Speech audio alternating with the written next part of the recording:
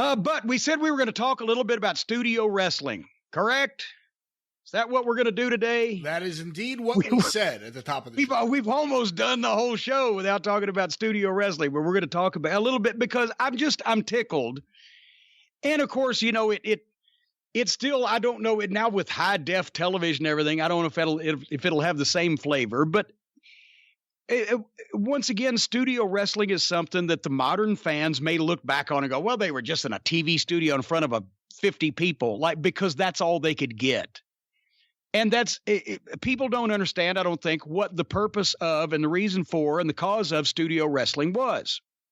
It wasn't because they weren't popular enough to draw more than 50 people to come see us. So they had to do it in the studio. It's that they did the studio wrestling program for 50 people just to have an audience to react, because it's brutal if you have a wrestling match with no people. But that was the reaction. But it was the same as a game show. They were taping it for the audience at home to see it, because that's what sold the tickets to the live events that were non-televised at the arena, where they would have 5,000 or 10,000 or however many thousand people. And that's where they would make their money. It was a completely different setup. People see studio clips nowadays and go, wow, boy, wrestling sure was rinky-dink back then. No, wrestling was bigger then than it ever was. The problem was that you didn't get tape of the major events.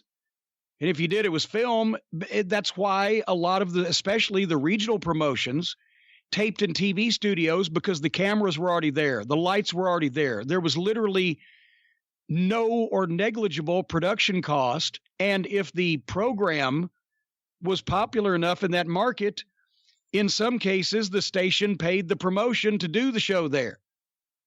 And then from that one station, the promoter would then spend $50 a piece to make copy tapes. And for literally nothing, he had TV tapes to show in all the rest of the TV markets in his territory. That's why the people now that promote wrestling, they spend the majority of their money on TV production, in which case it was barely a line item in the territory days, until a few of the bigger territories started deciding to move out to a high school gym setting, like in the Carolinas when they got the Nemo truck, the TV truck, or Bill Watts when he left Channel 3 in Shreveport and went to the Irish McNeil Boys Club so he could get 400 or 500 people in there, and it was a little bit better atmosphere. But, you know, the studio was the basis since the 50s when wrestling went off the network television, because original wrestling shows weren't in TV studios, because in 1948, very few stations had studios. If they did, they couldn't get a fucking ring in them. But the television broadcasters realized that wrestling and boxing was better than football and baseball and basketball for telecasting. 1 or 2 cameras locked down on a fixed ring, all the action taking place therein, and ringside interviews. So the network TV shows were from arenas. It would be Marigold Arena in Chicago, or the Hollywood Legion Stadium in Los Angeles, or whatever. And then when the network shows went away, the regional promoters were forming the territories, but they were like, fuck, how do we do television? Well, now, after the first few years, more TV stations had popped up. More stations had studios. They wanted more local programming. So the promoters, and Jim Barnett gets credit for it because he did it tremendously in the Midwest, but we know Lance Russell was doing a studio wrestling show in Jackson, Tennessee in 1953, right? So it was around, but all the territories pretty much ended up getting a studio show. The one they never taped in a studio in the WWF. They always even in the late 50s, they did the Capitol Arena, right? Or Turner's Arena in Washington or something like that. Yeah, but I mean, even the Hamburg and Allentown tapings, and before that, the Philadelphia Arena, they had that studio feel. It's just they were more of a tiny arena as opposed to a studio seating 100 people. But everywhere, and these studio wrestling programs were the highest rated programs, local programs in most of these markets. Normally, your highest rated local program will be your local news. we know for a fact that the Memphis wrestling program beat those numbers, and a number of other programs have studio wrestling, because they had all the biggest stars in wrestling that would go to these tiny studios and do these telecasts that would then be turned around and bicycled to the other stations in the territories over and over all across the country. The top guys usually didn't get paid for television. Job guys might get $25 or $40 or whatever, and the stars didn't get paid at all, because the promoter said, well, this is promotion. You're appearing on TV to promote yourself, sell more tickets at the arenas so you'll get a bigger payoff. So for most of the studio wrestling programs, they didn't pay the wrestlers. They paid very little, if anything, for production. Sometimes, especially in Memphis's case, the station paid them. They had no rent on a facility, and all they had to do is pay the guy to bring the ring in and haul it in and set it up. So it was negligible cost for the television. That's why the promoters in the 80s, when Vince started upgrading and started fighting everybody, they got caught unawares with their pants down and got left behind, because the concept of actually paying television stations or spending money in major amounts on television production was so foreign. It came to them like, green men from Mars. Why the fuck would we do something like that? That's insane. But like I said, the ratings, the television stations, and I mean, the AWA show, how popular that was, All-Star Wrestling in Milwaukee with the Crusher, and Minneapolis, St. Paul, the Twin Cities, all those AWA cities from that little studio. And it was a crummy show as far as wrestling, because Vern was way back in the 50s. They did one angle a year. But the promos were the best overall anywhere in the You had Bobby Heenan and the Crusher and Mad Dog Vachon and Baron von Raschke and, on and on, Race and Hennig, the Valiant Brothers, Superstar Billy Graham. The ratings were huge. In Memphis, I have documents. Just an example, in 1975, when they were still at WHBQ 13, before they went to Channel 5 and business actually picked up and the ratings got better, they averaged their weekly viewership average in one rating period in 1975 was 135,000 households. And in 1975, that means over 270,000 viewers, because back then most houses didn't have multiple TV sets, so they figured 2-point-something viewers per set. But to show you equivalence, during the same ratings period that Memphis wrestling averaged 135,000 households, the World Series games on the same station averaged 136,000 households. It was World Series numbers, and they ran 52 Saturdays a year. The reason why that WCW and Turner broadcast Ted Turner was so enamored of Georgia Championship Wrestling and wrestling on TBS in general, he always said, the Braves, Andy Griffith, and wrestling made my station. But the Saturday night wrestling show on TBS was the highest rated television program on cable. In the late 70s and early 80s, wrestling fans went out of their way in those days to get cable as soon as it was made available to them, specifically to watch wrestling. And TBS was the crowning achievement of that. And, the studio, we've told stories about Ricky Gibson and the Tire Tool a couple weeks ago on one of the shows that the fans actually got to witness at both ends of the spectrum. Have we told a story in a long time about Dr. Frank and the bomb threat? Oh, it's been a while. We've got new listeners. Real quick, this was 1977, and Lawler had the book in Memphis, and Lawler loved the movie Monsters. And he brought back an old gimmick that had been done in the 60s, Dr. Frank, who was a guy dressed up as a Frankenstein monster. And no, they weren't actually like they did in Los Angeles trying to tell people it was a real monster that had been brought back to life. They're like, who is this fucking giant guy dressed up like Frankenstein? But anyway, Lawler is going to reveal Dr. Frank in this giant wooden box, because as we know, anybody comes out of a box instantly gets over. They're on Channel 13 in those days, and it's Lance is going to interview Lawler, and the box is sitting out there. This big 6-foot tall, 4-foot square wooden box with a door on the front of it, is sitting out at the announce desk all during the show. And every once in a while, it'll shake back and forth a little bit. And the announcers will go, oh, this is worrying me. And then finally, Lawler's going to come out and cut the promo where he opens the door and there's Dr. Frank. Well, somewhere or another, somebody, and I shouldn't give anybody any ideas in this day and age, but they have upgraded the penalties for things like this. Somebody called the fucking switchboard of Channel 5 and called in a bomb threat. And they took it seriously, but they didn't want to announce on television on the live show that, ladies and gentlemen, somebody's called in a bomb threat and we got to clear the studio, because then they were afraid that would engender copycats, right? Where people would know if the bad guys win, and I'll call a bomb threat in and babyface can get some relief. So they don't want to do that. So they went to a commercial break, and during the commercial break, they got everybody to file out of the studio, and the studio was completely empty. And Lawler and Lance agreed to stay there and do the fucking promo while the bomb squad or the cops or whoever it was searched under the bleachers and around the studio area for anything that shouldn't be there.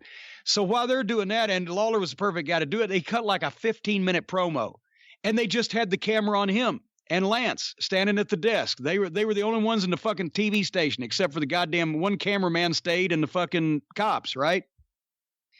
And Lawler finishes his long-winded promo, and they determine it's clear. They go to commercial. They bring everybody else back in, and they start the show again, and nobody's any the wiser at home that these people have ever even left the studio, except the one thing they realized they never got. And Ken Dillinger was Dr. Frank, good old cowboy Ken Dillinger.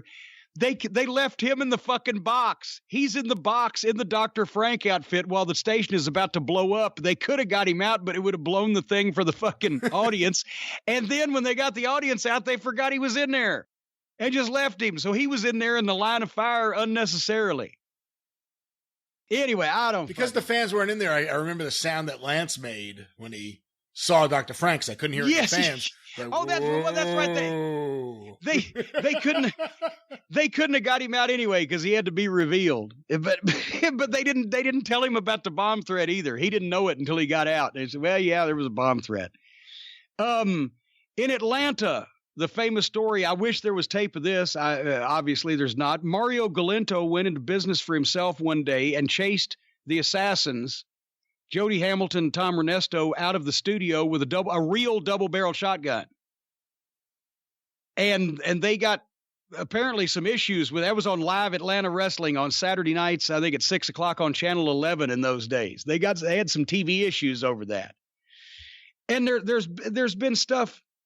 I always kind of liked it in a sadistic way when they had bad weather at the station on a Saturday morning or wherever, because they did this in Knoxville, that show in Knoxville in 1972. That's the earliest Jerry Lawler on tape, and that Ron Wright interview.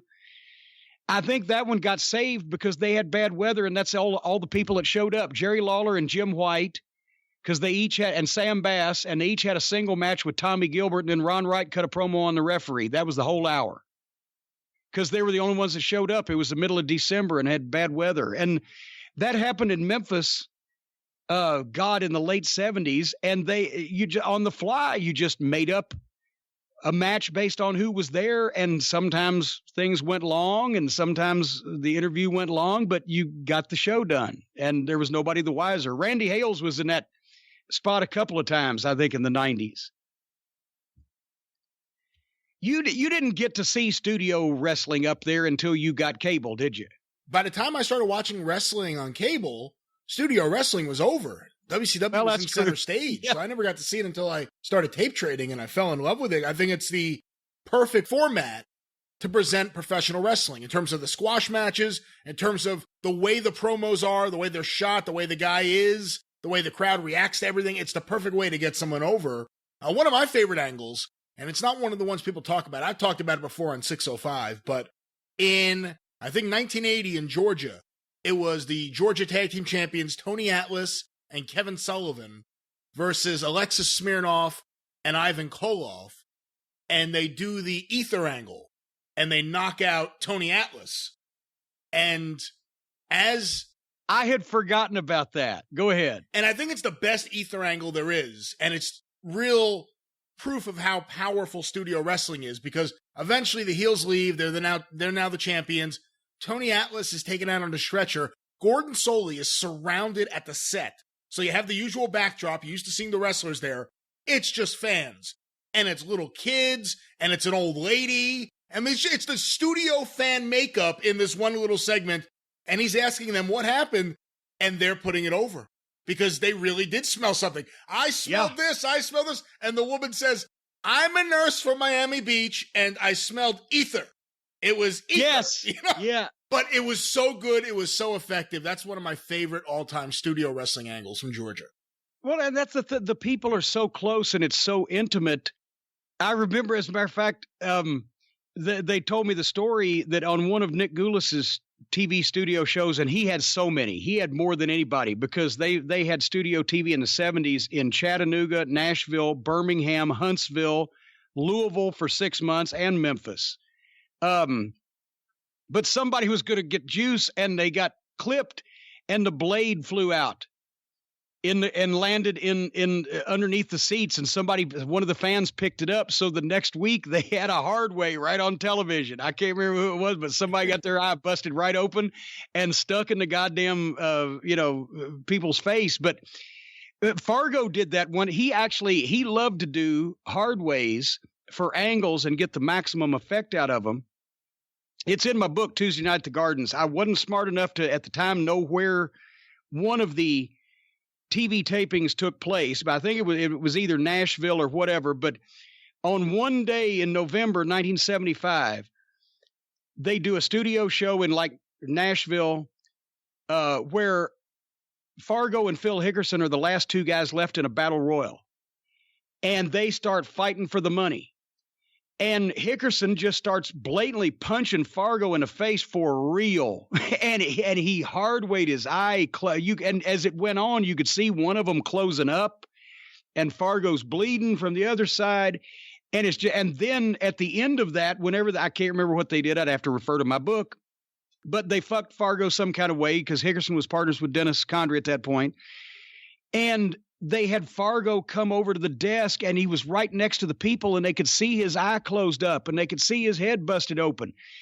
And he vowed to get even. And that was an angle with Hickerson and Condrey that would bring Roughhouse back in the territory for the holidays.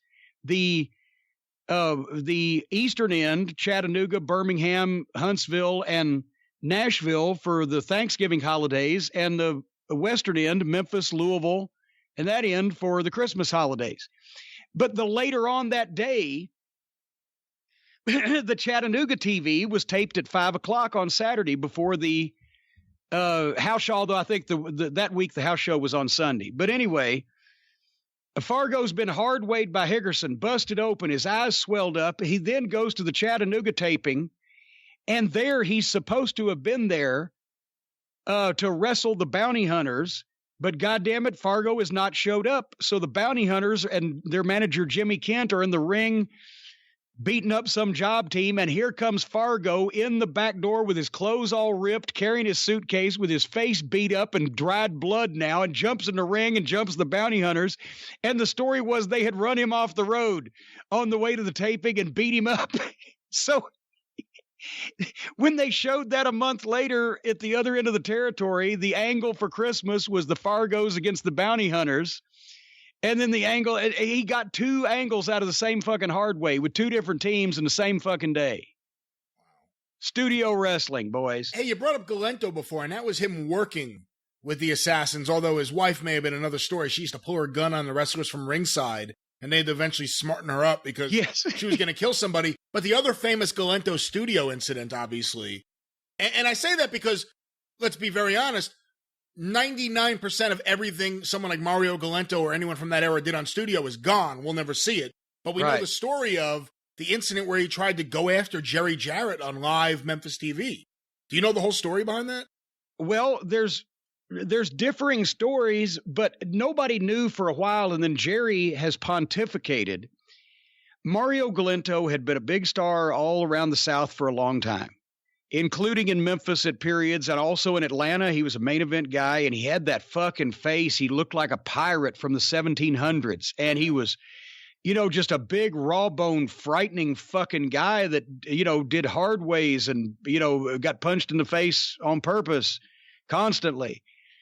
And he was a scary fucking guy. But at the time, Jerry Jarrett had taken over the book, and he was using younger talent, and he didn't have a spot for Mario. Even in Mario, you can go back and look at some of the early 70s cards around the Memphis area. Mario Galento might be underneath, but he was never pushed and never, used in that respect. And also because he obviously was somewhat nuts, right? But Jerry pontificates, as I said, that certain forces that may have been against him got with Mario Galento and convinced him that it would be good for his career if he was to handle Jerry Jarrett on live TV, that then they'd have to use him. And also, Jerry thinks that Roy Welch may have even been in on it, because that was at a point where Roy, who had originally given Jerry the book, and put him in charge of Memphis, was, I don't know, I can't say he had Alzheimer's, but he was getting elderly and he was being swerved around in some respect. And they had convinced Roy that Jerry was trying to steal the territory from him and Nick, which he didn't until Nick took his money that he'd bought into the territory and didn't give him any piece of the territory. Then he stole it, but that was years later. See, I always question that. I always question that version of events, just because Roy Welch not only gave Jerry Jarrett every break he had to get into through his mom too at times, but also his mom. His mom's working in that office. By all accounts, she was very, very close with Roy. I mean, you could talk to various family members, they'll tell you. So, the idea that he would put this hit, for lack of a better term, on Jerry Jarrett, and then, afterwards they just continue to work together. I don't know. I've never really bought the Roy Welch. Plus, who was closest with Galento? Was Roy? I know he was a Buddy Fuller guy, but was he a Roy Welch guy too?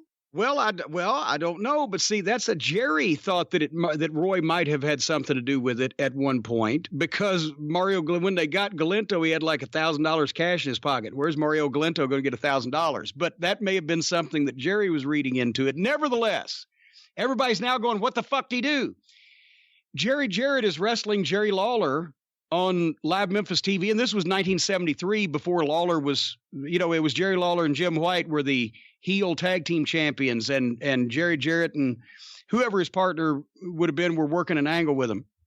Mario Galento, who everybody in Memphis knew who the fuck that was, hits the ring and goes after Jerry Jarrett and goes after his good eye, because he's blind in one eye.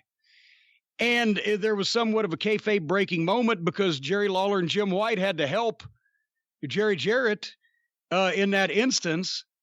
But it was chaos and whatever the fuck. And I guess they got out of it quickly, but Mario Galento got his head fucking gashed open and then of course Tojo hit the ring and had the shoes. And I think that's where Galento got his head bashed open, was with the fucking wooden shoes, but the heels had to be the first ones on the scene to fucking stop the issue. And I think they covered it up with some promos or whatever, but that was, yes. And then he went on the radio. Well, I guess the next incident was the Jim White incident in Alabama, or was it Pensacola? I forget. And then he went on the radio. No, wait, the next incident was the next week when Galento came to Jonesboro and Lawler was wrestling. That's what it was. It was Jonesboro. That's the Jim White incident, right? Well, yes, because, and then Fargo got involved too, but basically the next week or whenever, Lawler's wrestling in Jonesboro, Arkansas.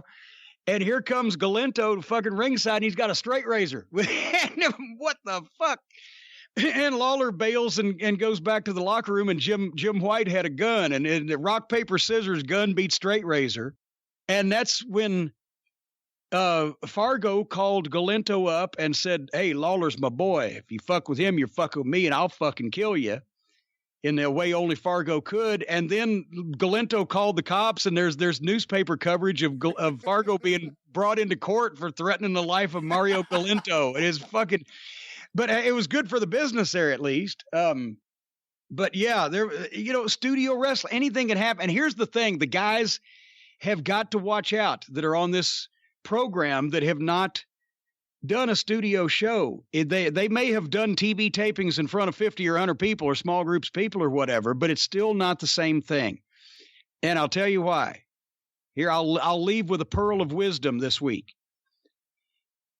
In a wrestling event that's televised from an arena, whether it's an arena that's small or large, it's an arena, you are televised, especially in the size of a WWE production, a Raw and a major NBA arena. You are televising a wrestling event that is taking place and being executed for the folks in that arena. And the television eavesdrops on it. And that's why and unfortunately they hear buzzwords and talking points. They don't understand the meaning or the history behind it. That's why the WWF or WWE producers and everybody will tell you this, they don't want guys to look at the camera. Don't look at the camera. Let the audience at home be voyeurs into your world, right? Don't look at the camera. Well, that's stupid when you're trying to sell tickets, but nevertheless, here's the difference. That's correct when it's a major arena, when there's thousands of people around you, especially when they're on all four sides of the ring, when you're performing something that's obviously, it's like a basketball game, for fuck's sake. It's in a major arena and there's thousands of people there and you can't ignore that. So yes, the TV is shooting the event that you are performing before a big audience. That's where you shouldn't look at the camera. But studio wrestling and old-fashioned local territory wrestling and the pre-taped interviews that are done in front of a wall and et cetera, the bare bones of this thing is the exact opposite. That's where you did look into the camera. That's what, because the studio wrestling shows were basically shows being done specifically for the television audience, and the studio audience was being allowed to eavesdrop. The studio audience was over on the far two sides where the announce desk or the interview area and the cameras were not.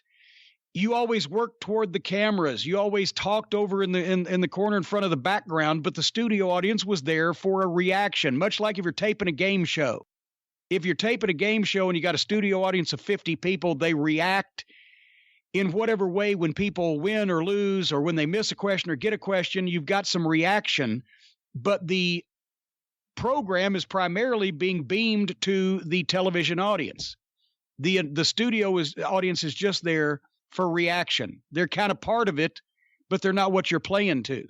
It's a completely opposite effect from doing wrestling in an arena. That's why you want the camera up in your face. That's why you want to look at that camera. And same thing on pre-tapes. I don't care.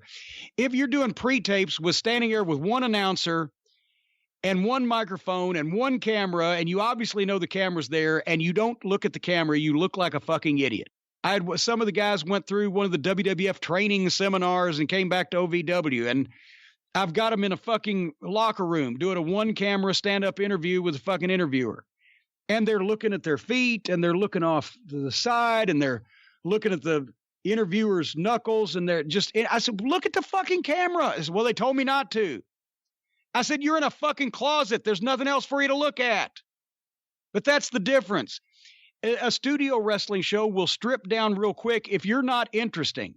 If you can't say some shit in a way that gets people's attention for 2 minutes and hooks them, or if you can't get in the ring and have a match where even if you're just squashing a guy, you're doing it in an entertaining enough way that people are getting into it and you look good enough doing it, or create enough excitement that the people at home will want to get hooked into it, but it's just the cameras and you, and you're close to them, and the audience is just there for a little audio feedback.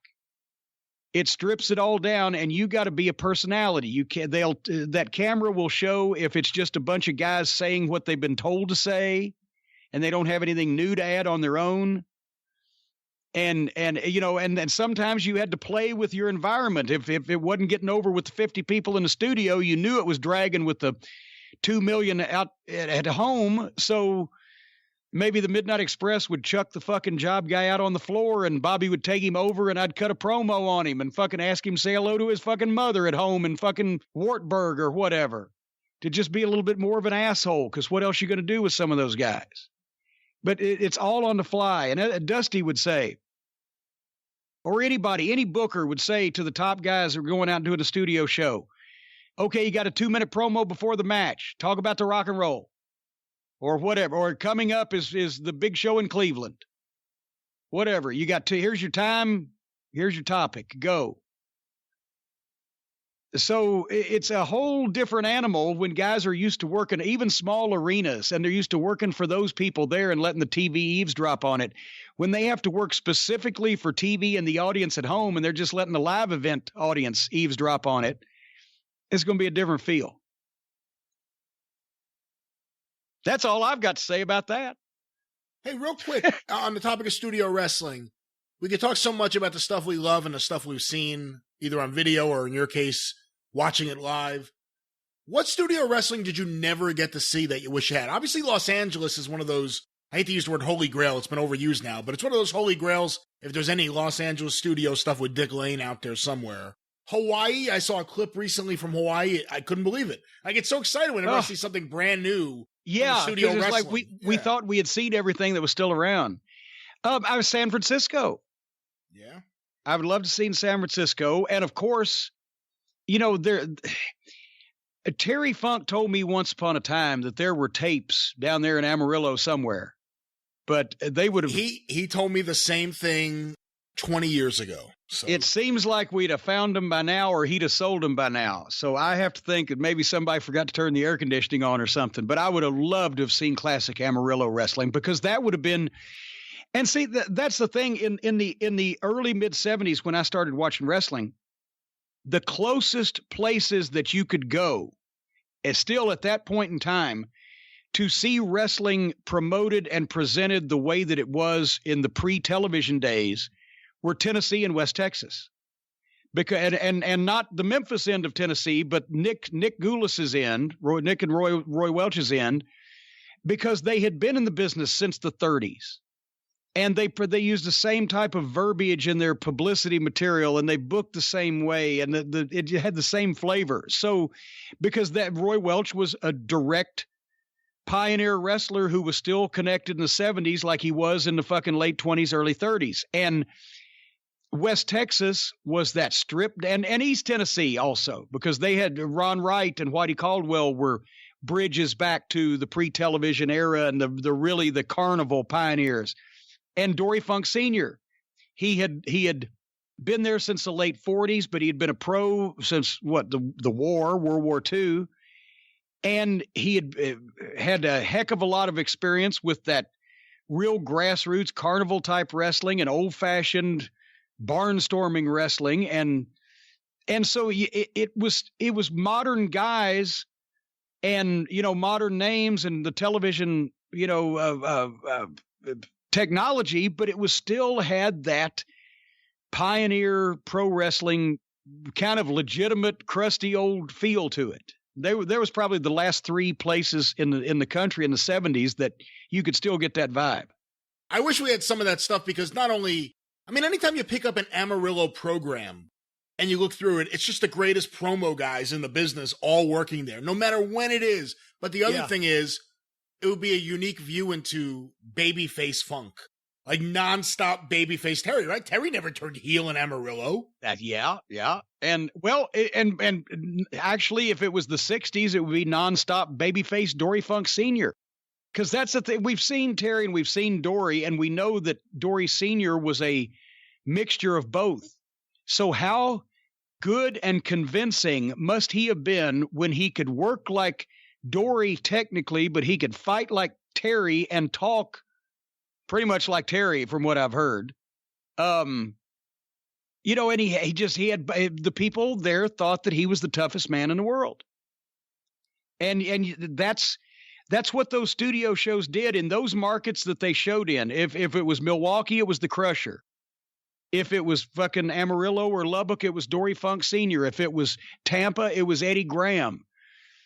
Week after week, year after year, telling people on a local broadcast television station on a program that has better ratings than the local news that this guy is the baddest man in this particular fucking sport. It took, and they believed it. And then he had to prove it over and over, and the convincing guys were able to do it. And it was different people in every part of the country. So if you left Florida and went on vacation to fucking San Francisco, then you and your cousin would have a fight over whether Eddie Graham or Ray Stevens was the best wrestler in the world. The power of the studio, the power of the local TV was frightening. Speaking of Terry, one great example of a single episode of studio wrestling making the studio show and the promotion look so much better than it probably was at that period of time. There's an episode of Detroit, Big Time Wrestling. Mark Lewin and Terry Funk. Oh my God, yeah, where they let the fans ask him and Walter Johnson questions. The commentators are surrounded by a cage. It's just nuts. It's great. And it may be the best episode of Detroit wrestling ever. I don't know. You know, and I mean, the Sheik was an incredible draw, an incredible talent, the all-time hottest box office heel in the business that never was a world champion, the whole 9 yards. But especially in the early and mid 70s, especially after the war with Bruiser had gone by the wayside, that was the rinky-dinkiest studio show. It was corny. It was the announcers were still way 50s and 60s with the tuxedos and the exaggerated voices on Big Time Wrestling. And the matches were just blah. And the poor Sheiks, the territory had just aged out and it just didn't have any life. And then suddenly Terry Funk comes in and with Mark Lewin still looked good and just creates fucking havoc, but just in that cheesy studio and there was another one. I talked about Nick Goulas's TVs in the studio. When the interns got shot across the ring, they just bleed white all the way across. The fucking quality of the tape and the lighting and everything on that studio show for Detroit was at that point was pretty bad too. But that was 1978. It was almost near the end, but that was a brief period. That was at the same period of time where Terry said the Sheik had brought in Abdullah the Butcher to be his partner against the Funk brothers, take off on their multi-year rivalry in Japan. And they shot all these bloody angles and did all this stuff to heat it up on TV. And they sent promos and they worked the Kobo and this and that. And finally, they got the Kobo back up to where it was a house that looked kind of like the days of old, right? With Dory and Terry against the Sheik and Abdullah in the main event. And that's when Captain Ed George, the Sheik's son, came in and said, "We've been robbed. They've robbed the box office." Yeah, the oldest trick in the book. And that sounded so apocryphal for wrestling. I had to ask Terry, and he said, "That's the way I remember it. I was sitting there. We were thinking, me and Junior, that the payoff was going to be worth all the hard work we'd put into it. And here comes Captain Ed George and said, Pop, you'll never guess. They've robbed the box office." And Junior and I looked at him, and that was the end of the angle. Wow. That's right around the period of time, I think, where Buddy Fuller tried to put together a deal for Ron to buy Detroit from the Sheik, and Ron put down $60,000, and goodbye $60,000. It was gone. Hey, speaking of which, Southeastern, you actually got to go to Knoxville. It's considered a revolutionary studio show. They had a lot of advances, a lot of different things, the personality profile segment. Talk a little bit about the Knoxville studio show.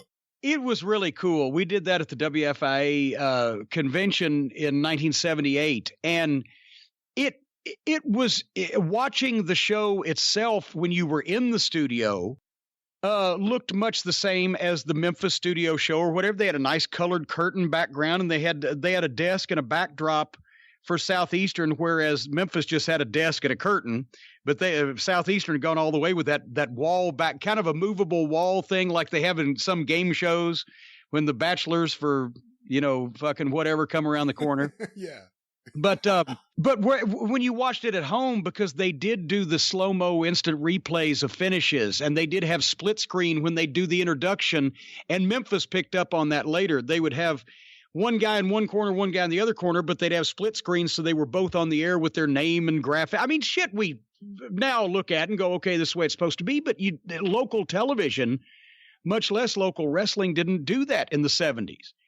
And, and Les doing the personality profile segment, I remember Ronnie Garvin was on the one that we saw in the studio right after he had bled more than almost any human being I'd ever seen the night before the chain match with Boris Malenko's Mongolian Stomper came in with the boot, and Garvin, he fucking gigged from asshole to appetite, right?